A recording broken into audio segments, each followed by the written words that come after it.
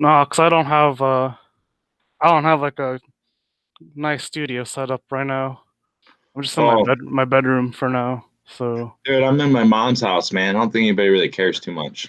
uh, yeah. So Everywhere I've that's ever done videos, I've always just been wherever.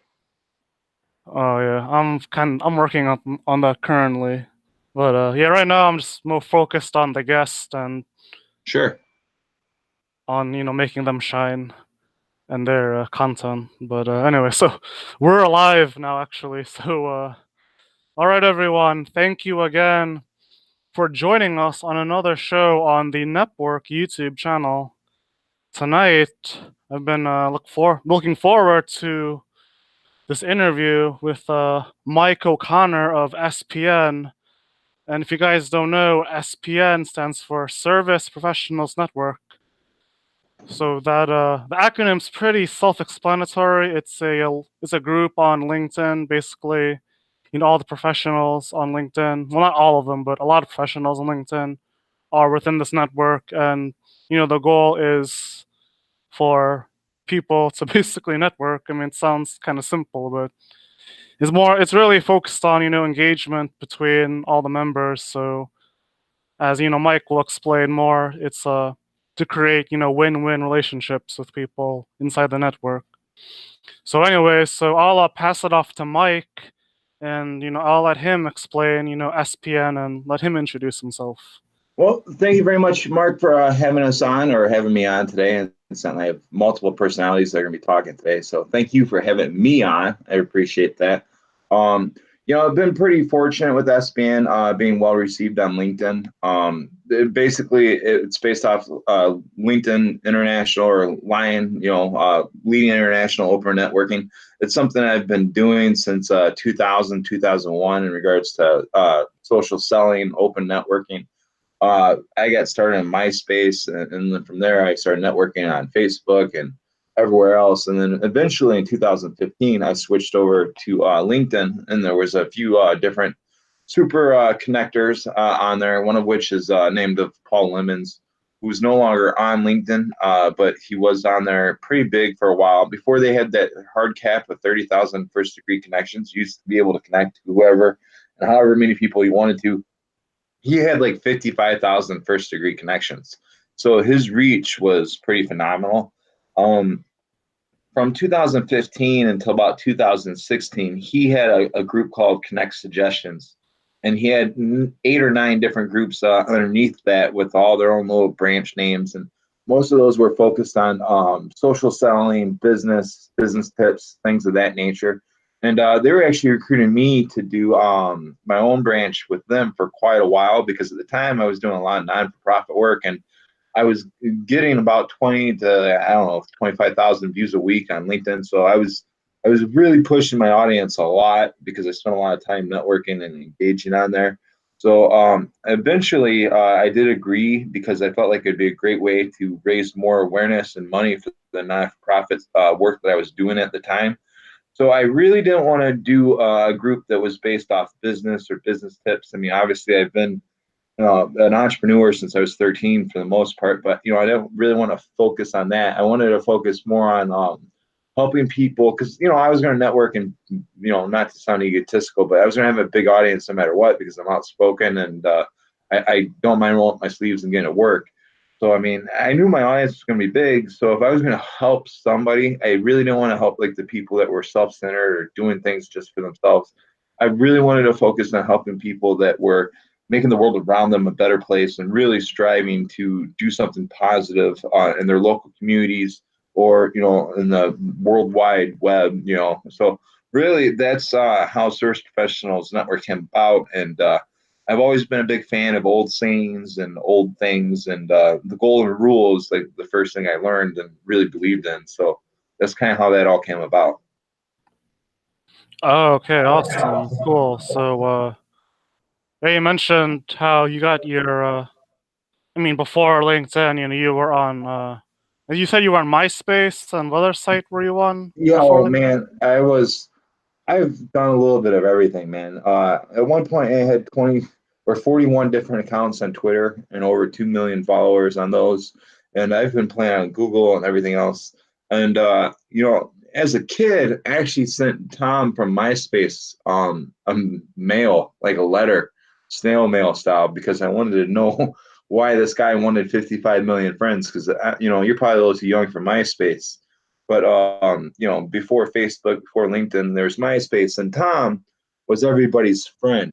And I always wondered why a guy that was smart enough to build his own social networking site wanted to have so many friends. So I actually sent him a piece of mail asking him about it.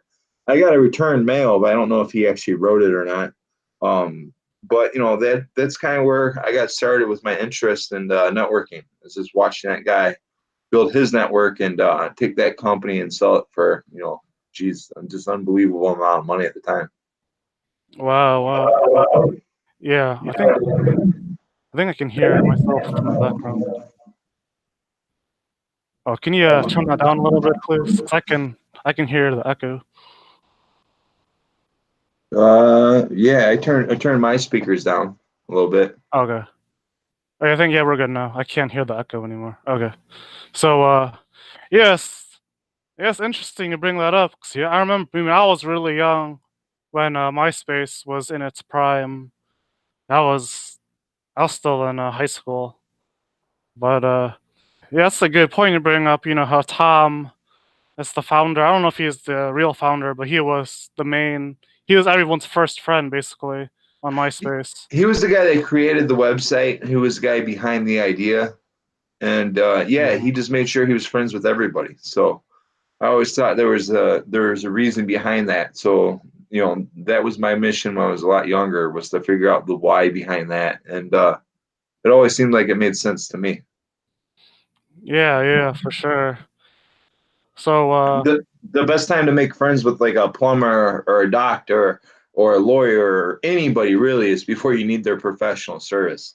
And you see SPN a lot on people's names and in their titles on LinkedIn, primarily because I don't call myself a coach or an expert or a guru or anything. 'Cause I'm definitely not. I mean, if you follow me or watch me, I'm kind of a goof, some of the things I do and I say.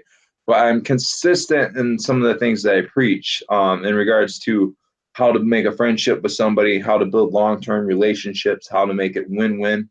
Because ultimately, people will be pretty forgiving and they'll overlook a lot of flaws, quirks, and bad jokes if you're a pretty helpful person, if they know they can trust you, and if they know you have their best interest at heart. yeah, yeah, for sure. Yeah, it sounds like you're basically using I guess like traditional like old school values and like just old school networking, old school human relationship skills, and you're bringing that to the internet. Like, Well, pretty much. I mean, I look at it like this, right? Mark, how long have we been connected? A couple weeks now. I think we met through YouTube or Twitter or something like that, right? I mean, I think we added each other on LinkedIn maybe I don't know, maybe 10 months ago, but I think we started talking maybe a couple weeks, started going back and forth a couple weeks ago. I'm really bad at that, and I apologize. I try to be better. I try to make myself accessible, but I have thousands of people that reach out and call, so sometimes I have to really concentrate on who I'm talking to, how long I've been connected with them. But see, once I actually start to get to know somebody fairly well, I try to do what I can to help them or make myself accessible in a way. I mean, it's part of the reason why I'm on this show, right? Is because I feel like that's how you get started, is by doing these types of conversations, get to know each other a little bit, and try to figure out what each other's goals are and see if there's a synergy. To me, it doesn't matter if you're brown, yellow, black, white, Jewish, whatever, right? I really don't care. As long as you're cool with me, I'm gonna be cool with you, right? So I mean, if somebody asks me to come on their show, I mean, the last thing I really ask at this point is like, well, how big is it? What's your audience? How are you going to promote it? I mean, really, I look at it like this. I mean, I'm gonna have a conversation with you with or without the camera, so we might as well just have the camera on and do it. Yeah, awesome. Yeah.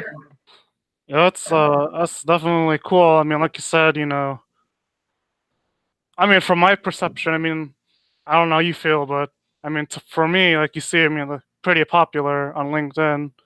I know you're not out to be like a celebrity or whatever, Well, but I'm out to be known. I'm not yeah, necessarily out to be liked by everybody. And I tell people like this, right? Yeah, I grew up fighting in a rough neighborhood, rough family. Nobody really gave me anything. Anything I've ever had, I've had to either work for, take, or walk through an open door or create opportunity myself.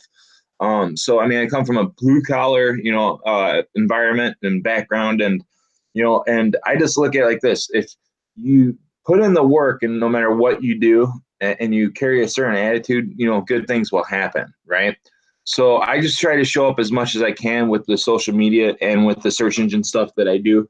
I spend a lot of time doing blogging and content writing for people behind the scenes. And in regards to LinkedIn, I used to spend a lot of time on there, probably, I don't know, 6 to 7, 8 hours a day, because I was really concerned with making sure I responded to every comment, made sure I responded to every message and phone call.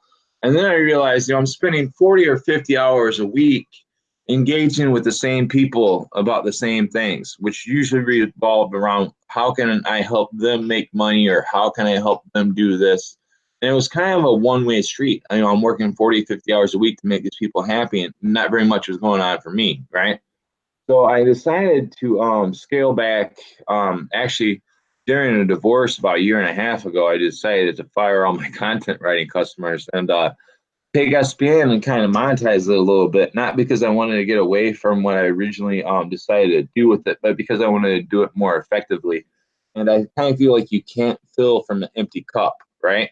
So you see some of these other guys that do big groups, or they start a company that isn't really a company because they want the exposure and they want people to follow their company page, but they're not really monetizing it, or they're not really doing anything to move the ball forward for anybody, right? So I feel like, I don't make the rules, I don't make the game, but I want to play it in a certain way to where I can have a good life, do what I want to do, help people, and move the ball forward for as many people as possible without being that big of a pain in the ass. So, I mean, if Service Professionals Network, can help people get views and help people, get their name out there like we have been doing, and also give some people the option to pay us, and give some people the ability to click ads. So if you go to our site and you click the Amazon ad, or you click the Google ads, that helps us out. But I mean, we're providing a free platform, so a lot of what we are doing is still staying to that core principle. But unfortunately, in today's world, you got to pay the bills. You know what I mean? So if I want to do this and do it right, I got to figure out a way to monetize it. And I just don't want to be one of those guys who's talking about business things and talking about being a mentor and talking about how to make money online without actually doing it. Because I'm a big, the proof is in the pudding guy, which is a big part of the reason why I don't like to tell people I'm an expert or a guru, because I feel like once you do that, you're setting the bar of expectations pretty darn high, and you better put up or shut up. And quite frankly, I'm in no mood to shut up anytime soon. So I'm just going to keep working and talking smack while I develop, what we're doing here. yeah, awesome. Yeah, I'm definitely a big supporter of what you're doing, online with SPN.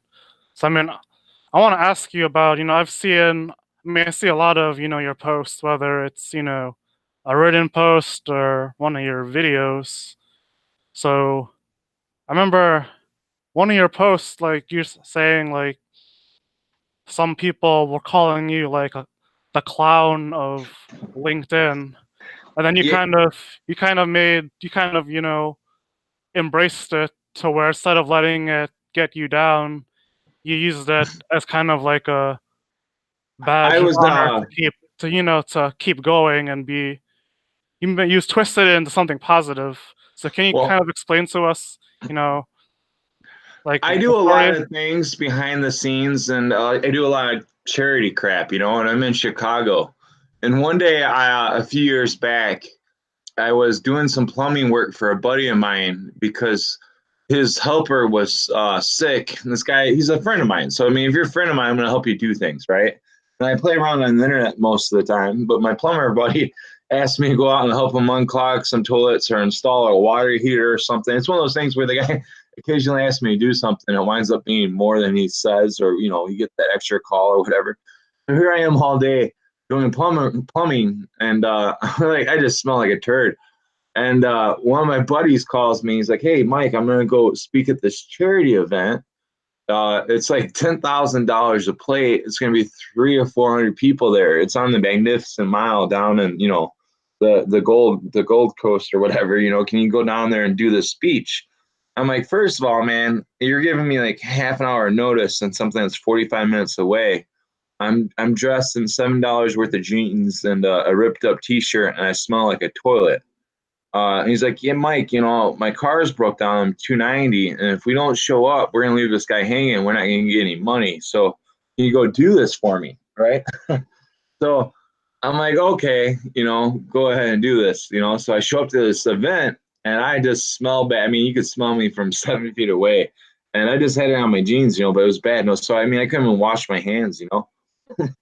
And this is when I started realizing, okay, maybe I do have a little bit of pull in certain social media platforms, because they weren't going to let me in. They weren't going to do this. They weren't going to do that. And then they find out, I'm actually with the charity. They had to call some people, and they wind up letting me in. Everybody's got like $20,000 Rolexes and suits. And I felt like I was sitting at the scene from Titanic, with the old people, right before the ship went down, I'm the stowaway, Yeah, yeah, I was like in my mid-30s, dressed like a bum, smell like a dead fish. And I got some kid who's like 26 years old sitting next to me, and he's a multimillionaire manager of a hedge fund. And I'm making jokes, being kind of a squirrel at the table. So like, I'm just thinking, oh, this couldn't get even more embarrassing, And thank God I'm here for the kids, right? Because otherwise I would just crawl underneath the table and die. And this is back when I still got a little bit embarrassed by some of the things that I do, right? Long story short, I know it's a little bit late at that point, but I wind up having my OCD moment, and they were talking about marketing, and they were talking about how nobody really knew what was going to happen in regards to influencer marketing on social media, how it was going to affect them. And I won't get into who was speaking, but it was 4 or 5 big CEOs type, multi-million-dollar companies, And long story short, I didn't like how they were raising, $10,000 a plate, but only a couple $100 was going to this charity I'm here representing. So I mean, there must have been like $300,000 in collected funds, and you're giving this charity a check for $3,000. Like, why am I here? And then I got to hear an hour and a half bullshit conversation about things they don't even know about. And I'm like, man, how these guys run these big multi-billion-dollar companies? And I'm an idiot on LinkedIn, So I stood up and I started asking them questions, and there's like 300 or 400 people, and I could hear people like, "Hey, that's Mike O'Connor. That's that clown guy from LinkedIn." And a few people said the word clown, but it was weird because the whole room kind of stopped. And once the people on the panel and everybody knew who I was, and even though I was dressed like a turd, and I felt like they really listened. And after that, I probably had, I don't know, 100 different messages, because I turned around while I was speaking. I was like, "Yeah, I'm the clown of LinkedIn. You guys know who I am. I'm the SPN guy." And, I had a lot of people commenting and engaging on things after that, because, I'm a little bit different. Before I got on LinkedIn, most people were just doing the resume stuff. I mean, sure, you had the Lions and you had Paul Lemons and Connect Suggestions. So, I mean, people were doing open networking. They just weren't as obnoxious about it. And I've done a lot of networking events and a few speaking events over the years since then. And I just kept hearing a theme about how, you're obnoxious, or you're outspoken, or you're this or that. And I kind of look at it like Jay-Z when he was talking to Oprah, right? If you embrace it and you kind of just like, "Yeah, I'm this, not only am I taking the power from that word, right? But I'm kind of like rubbing it in your face. It's one thing if you call me the clown of LinkedIn, and I'm like one of those life coaches that's doing the GoFundMe scams, or I'm quoting Plato, or I'm grabbing the top video off of Reddit every day, right? You can go look through my activity feed, man. Anybody can. I hardly ever, curate content on LinkedIn. I'm a big content curator on my Service Professionals Network site. That's part of the reason why I drive millions of views a month on that site. And sites in the top 1% in regards to traffic is because I use created content effectively through Pinterest and Twitter and Tumblr and everywhere else. But on LinkedIn, I like to express myself in a very authentic, true way and just talk about the things I actually know about. And I feel like that sets me apart a lot from people that consider themselves influencers. I really don't consider myself like a social media influencer. I'm just a guy that likes to talk, express myself clearly. And if you ask me a question, you're probably going to get a long explanation. Uh-huh. Oh wow, so very interesting story. Great story. In regards to SPN, so I mean, can you kind of, I mean, without I guess violating people's privacy, so for as long as SPN has been around, have you heard any like great stories about people, meeting, linking up through SPN and they were able to do, great things? And are you on the actual website or on the Facebook group or in the LinkedIn group at all? Yeah, I'm in the LinkedIn group. Yeah, you should join the site. It's free. It takes a second to make the account. Everybody actually uses the website, and there's like 300 and something active members right now. There's like 150 that really use it religiously for what it's intended to be used for. Those guys grow, man, and they're making some really kick-ass friendships. Very few people engage the way SPN members do everywhere, right? I mean, let's keep the facts straight. I'm a 40-year-old fat white guy who hasn't done a push-up in months, right? I get almost 2,000 followers on Instagram. I get a ridiculous amount of views on my YouTube page, considering I feel like the conversations, I could use a little bit more improvement. Practice makes perfect. So I mean, I don't really like my YouTube content, but I get thousands of minutes of watch views on almost everything that I do and share because people care. I mean, people want to tune in, listen to what I got to say, and a lot of that has to do with the friendships that I have. I mean, a lot of people look at it like, oh, you need to have millions of followers, and that's not necessarily true. You just need a couple of good ones that are going to share your shit, engage and comment and like. I look at it like the dirty dozen, right? If everybody's got like that dirty half dozen or 12, people that are going to engage and comment on your shit, no matter how mediocre it is, and no matter what you do, right? You're going to at least get a minimal amount of views, a minimal amount of engagement, because almost all these platforms work a lot the same way, right? YouTube, especially, if you get a certain amount of views and a certain amount of comments, a certain amount of shares in the first 24 to 48 hours, that's going to make a big difference in regards to how many thousands of people actually wind up seeing your views, right? There's some people that have like 30,000, 40, 50,000 subscribers, and I probably kicked their ass in monthly minutes watched on my YouTube videos, despite the fact they make more videos that are more interesting, because I have that dirty dozen of people they're going to share and comment, engage no matter what. You know what I mean? Yeah. So when you join the site, you'll see like people like Doyle Bueller, Bernie Fussenegger, John White, even Sam Hurley. I mean, there's just a list of 100 people that I engage with them on Facebook. I engage with them on Twitter, on Pinterest. I mean, literally on every social media platform, right? And then, I get the same people wondering, or the haters, they're wondering why I'm growing everywhere, despite the fact I'm fat and I'm boring and I'm old, right? They live in my mommy's house. Well, why I'm kicking their ass everywhere. Well, I got a couple of good friends. That's all it comes down to. Anywhere you go, right? Stronger in numbers. You're stronger together than you are by yourself. So, you can walk in any neighborhood in the world if you got a few friends. You know what I mean? Yeah, for sure. So, basically, you're saying it's not just about pure volume, it's about, quality, the quality of your network. Because you can have a million followers, but maybe only, one of them really engages with you versus if you only have 100 followers, but you got 10 people that really ride with you. So You need the ride or dies, man, just like anywhere else. I mean, do you want 100 pennies, dude, or do you want 4 quarters? for Me, I want the 4 quarters. You know what I mean?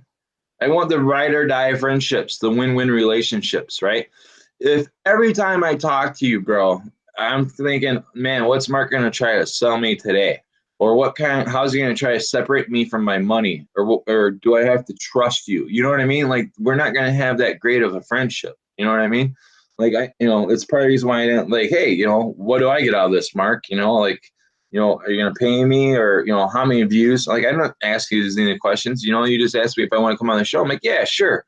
I mean, I really don't know much about your channel. You're not even on the Service Professionals Network site, but yet here I am. And because I feel like, you asked me in a nice way, I like to work, build relationships, and this is part of how I do it. So, to me, and this is a lot more interesting than reading your website. yeah, definitely. It's about I mean, yeah, like you said, like you coming on this show not knowing much about, my YouTube or not knowing a whole lot about me. I mean, it says a lot because, I mean, you have, thousands of followers. Like, you could have just told me, oh, I don't know this guy. I'm not going to do it. But instead, I was, nice about asking you. You're cool about it too. So, Well, even this conversation right now was a good building block to, I actually build a listened to that one relationship. video you had with that barber, and actually, part of me, I get my stories crossed a little bit if I'm not like emotionally triggered because I have idyllic memory. But I remember your conversation with the barber, and I was like, man, this guy's pretty cool. I mean, like, he just seemed like a nice, uh, friendly guy. So, I mean, really, to me, that's a lot more important than seeing like how many people are going to view this, how is it going to help me, because the way I look at things, right? Just like with this relationship, any relationship that you start, there's a balance, right? It's like a balance sheet, right? You have to make deposits before you can make withdrawals, like if you're on a first date with somebody, you don't just try to get your hand up the shirt, without, being cordial, opening the doors, having a good conversation, maybe bringing some flowers. And, there's things that go into it before you just move things along. And so many people on social media or anywhere else, they're in such a rush to accomplish that goal, to get to third base or to score that home run. And it's like, whoa, whoa, whoa, slow down, man. You didn't open the door. You didn't let me breathe. Like, let's introduce ourselves. Let's have an appetizer. You know what I mean? There's a process to all types of relationships.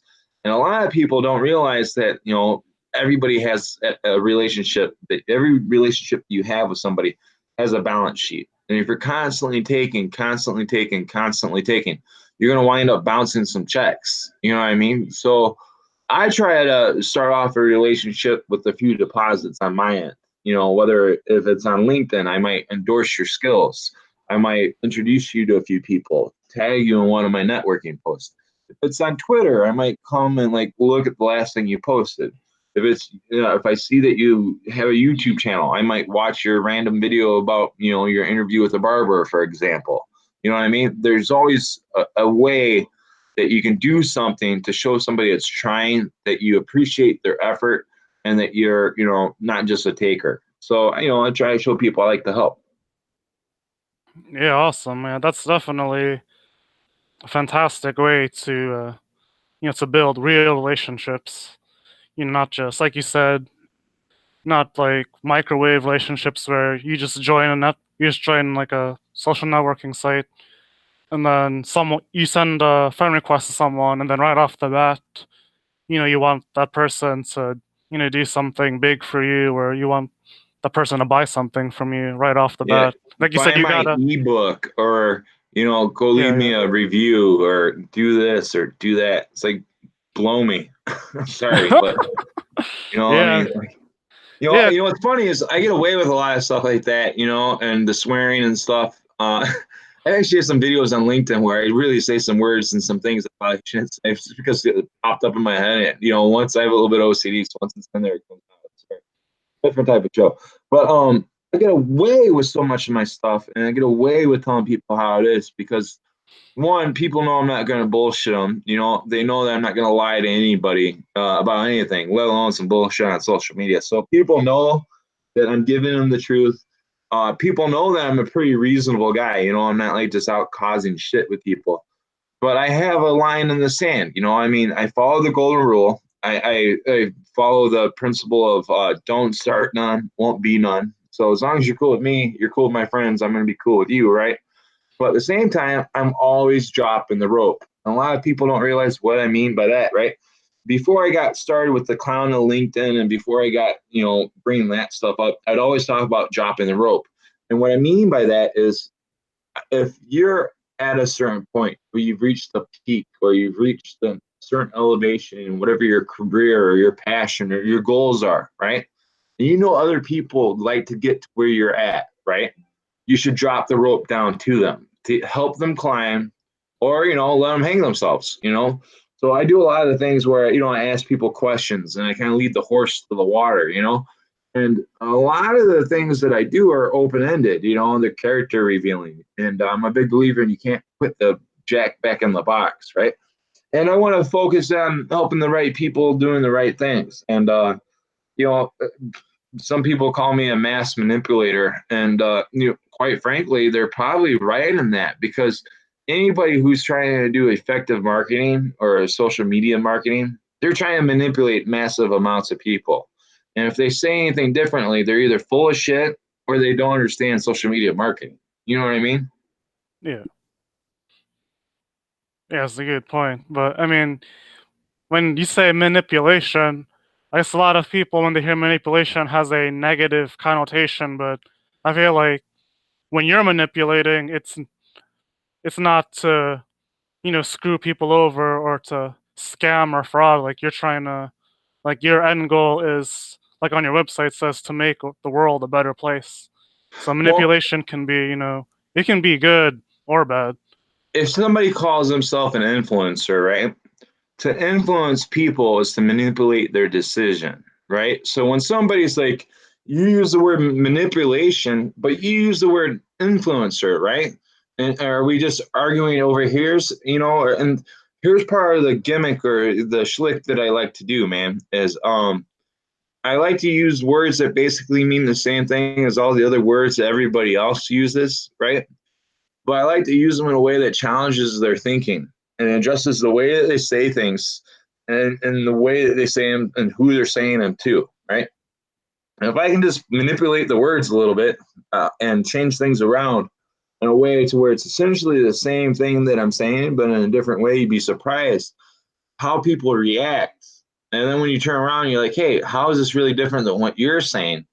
It just opens up a shitstorm of emotion, learning opportunities, entertainment, shits and giggles. I mean, and that's a lot of the reason why people tune into the clown show is because I'm not afraid of the public opinion. I'm not afraid of the feedback, and I do a lot more to entertain myself than people really realize.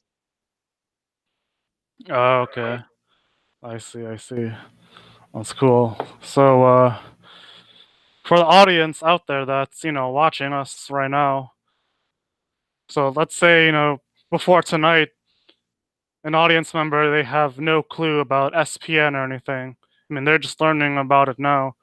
So what would you tell that person to uh to get them to join SPN? What's funny is, to be honest with you, I don't really focus on that too much anymore because the way I look at it is the value's there, right? If you go to Ahrefs or if you go to SEMrush, you can look up my website. You can see what we're ranked as. You can see that I think today we're at 301,400 something out of all the millions and millions and millions of websites, right? A year ago, we were ranked like 45 or 55 million, on the totem pole, right? Obviously Facebook, Google, LinkedIn, those are the top, 4 or 5 websites out there. So my goal is not necessarily get to the top 10 or 15, but my goal by the end of this year is to get to the top 10,000 websites, right? And to be completely upfront with everybody, I didn't build my website in a way to where I really need the users to do so. I build different types of content. I share things that I know about. I'm an SEO guy. I'm a content writer. The content's going to drive me up to the top 10,000 no matter what I do, right? So if people want to join the website and they want to take advantage of the millions of views that I generate every month to the website, they can certainly do so. But at the same time, I don't make it like a stipulation to come on to shows. I don't make it a stipulation to network with people. Now, if you're not on my website and you're one out of the 38,000 or 30,000 people I'm connected with on LinkedIn and some of the other places like Instagram, you can only follow 7,500 people. On Facebook, you can only have like 5,000 friends, right? So, I mean, once the numbers really start coming into play, it's going to be pretty much the same motto everywhere, which is SPN members first. So I have 30,000 members on LinkedIn right now that I'm first degree connections with, right? So every time I get somebody that's new to the LinkedIn group or new to the website, I have to delete somebody to make room for that person in my network. And that's just the way it goes. And sometimes I say that to people or I make a post about that and, people would think that I said rape is good or something, you know what I mean? Or, I'm all for murder. But the reality is when you come to LinkedIn or you come to social media, you're responsible for the things that you say. You're not really responsible for the interpretations.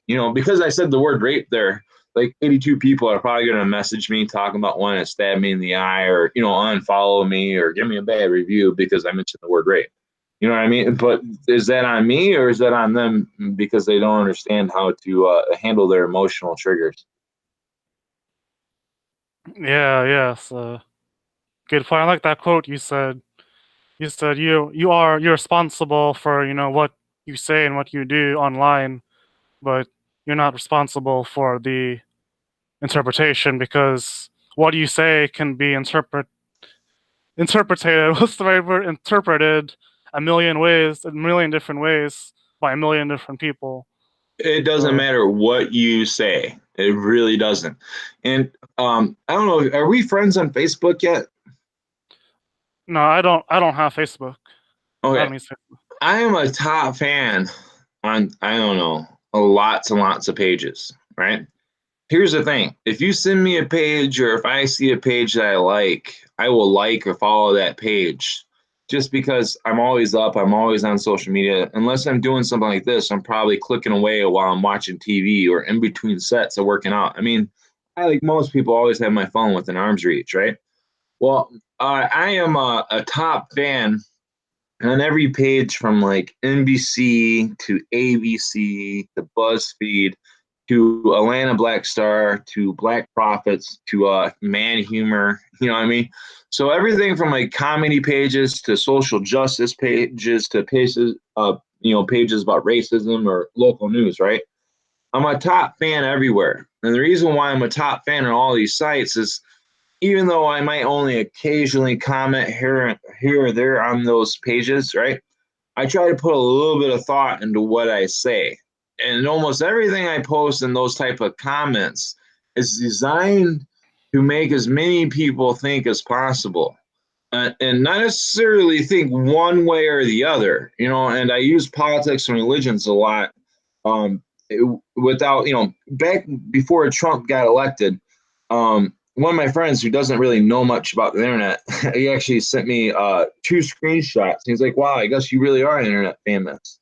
And one of them was all about Donald Trump Jr. I don't know if he was the guy that posted it, and the other one I think was like Chelsea Clinton. I don't know if she was the one who posted it, but basically, high power Republicans and the high power Democrats were both tweeting during the election trying to get support up on LinkedIn, right?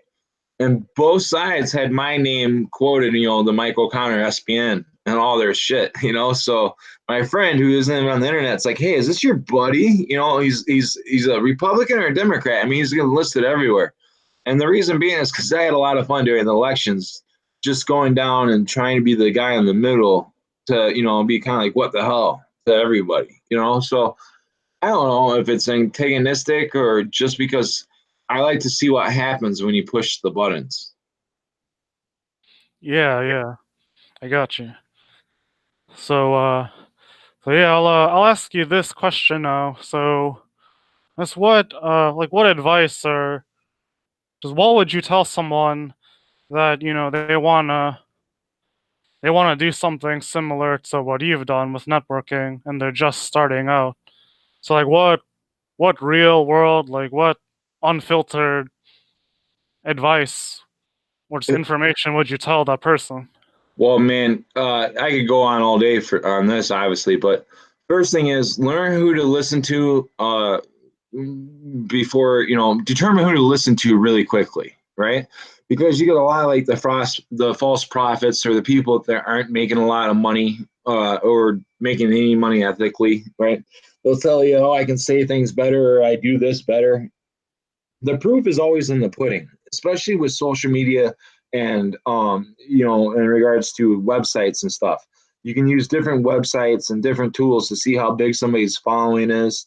You can look at their engagement to see if it's a real following. If somebody's got, a million followers, but nobody ever likes or comments on their stuff, that tells you something.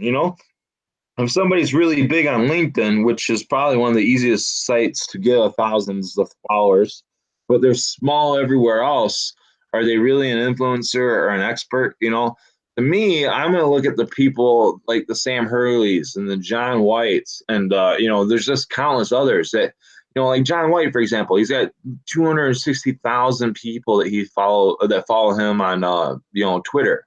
He's got 30,000 plus that follow him on LinkedIn. He's got 16 or 15,000 that follow him on Instagram. My point is the guy's a freaking influencer everywhere. So when that guy comes by and he gives you some advice on branding or social media, you might want to take it. Whereas some guy who, gets 900 likes every day on every LinkedIn post that he does, but all he's doing is taking the top post from Reddit from the day before and he writes a little Hallmark greeting.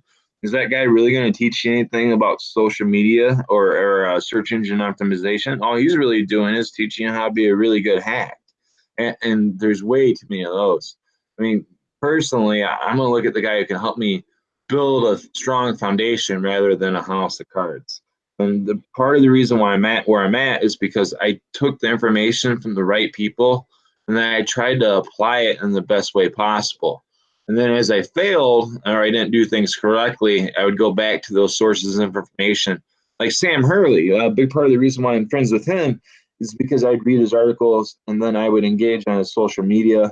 And then I'd ask him questions that were relevant to his content. And I would literally ask him for free advice. And he would literally teach me on Twitter and LinkedIn, everything else through comments and engagement, what I was doing wrong. So, I mean, there's millions of different ways that you can build relationships that, provide you the right information.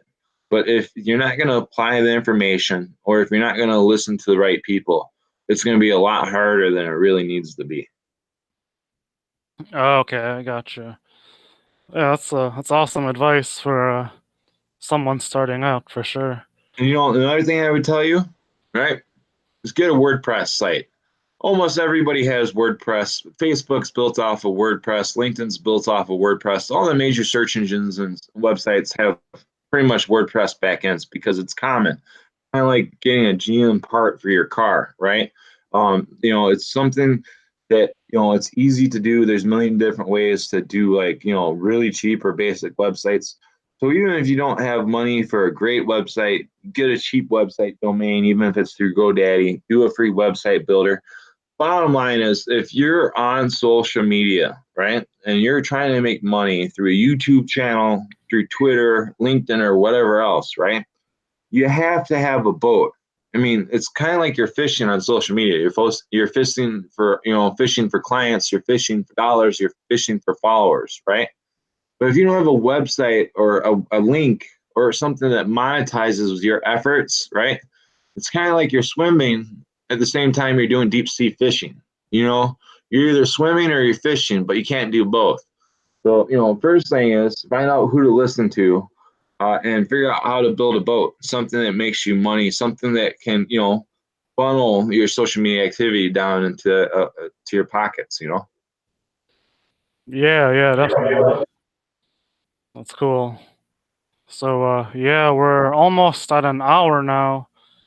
So we'll go ahead and wrap this up. But before we end the show tonight, myself and on behalf of all the listeners listening now or that's going to listen later on the rebroadcast, I want to thank you again, Mike, for joining us. I Well, I really appreciate the appreciate connection, your time. Mark, and I appreciate you having me on. I hope I gave you some information that was worthwhile. Oh yeah, definitely. I learned a lot. and I'm sure everyone that's going to listen in the future, they can take a lot of great advice. So yeah, thank you again, and to all the listeners, well, I should have asked you this before, but I just want to get your permission if I can, put your all your information, Oh, like dude, your do whatever you need LinkedIn. to do, man. Don't worry about it. All Yeah, right, awesome, cool. yeah, Yeah, yeah. so yes, everyone, all for the audience, I'm gonna put all Mike's info, all the SPN info in the description box below. So like Mike said, the content, the value is already there. So it's up to you guys if you wanna join in. So I appreciate it, Mark, and make sure you tag me in those social media posts. I'll make sure and engage on it and share it. And I appreciate your time, effort, and call me anytime. I'm gonna hang up on you and go answer this phone call. I got a client call me back, but I look forward to talking to you soon. I hope to have you up on the site. If any of your friends or colleagues or listeners and stuff want to join the site, that's cool too. At this point, I will take all the members I can get, but I'm really focusing on providing consulting and helping the people that we got too. So if you're going to come onto the site, be prepared or feel free to ask questions and seek help. all right, Mike, no problem. Thanks. Thanks again. I'll talk to you later. All Bye right. bye.